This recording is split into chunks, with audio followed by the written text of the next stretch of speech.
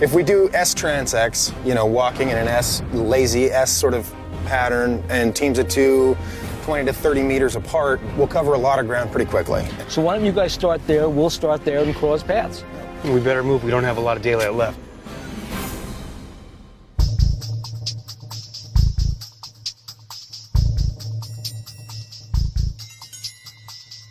But before they get to the burn site, Ted and Bill find another possible sign of a crash. Over there. Check it out. That's about the size of what we're looking for. Exactly. So this is really curious at how this dirt is all thrown up, right?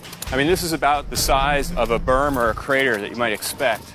It's not so much in a crater form, except maybe this way. So if something really landed and threw dirt up in front of it, it would be a dune or a berm just like this. Yeah, actually, if you look at it, it's almost a bit of a horseshoe coming in from that direction. It's fascinating. And that's the direction that Bob described the object coming out of. That's right.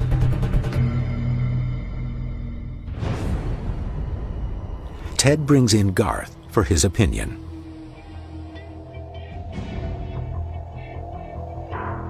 I don't see any direct impact, you know, where it would have obliterated the living vegetation and then allowed everything else to live. I mean, I don't see an impact. I don't see an impact.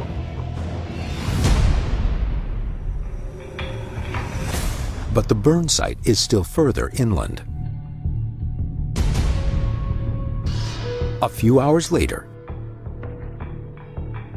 it comes into view. Oh, look at how burned this area is. We've got burned stuff all over the place. And Bob did say that when they extracted this object from the ground, this thing was still glowing. But he described it as landing with a thud and not an explosion. Exactly. So that kind of argues against some kind of fire. But Garth has other reasons for questioning this site.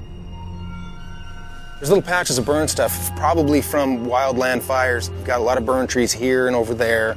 So, I mean, I think that's all natural. There's live vegetation all around it, dry vegetation all around it, old dry vegetation all around it. So that would have caught fire had this been the flaming impact that they'd said.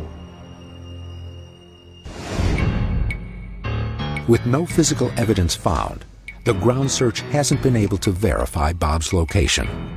But with so much ground to cover, the Needles crash site might still be hidden somewhere in the brush.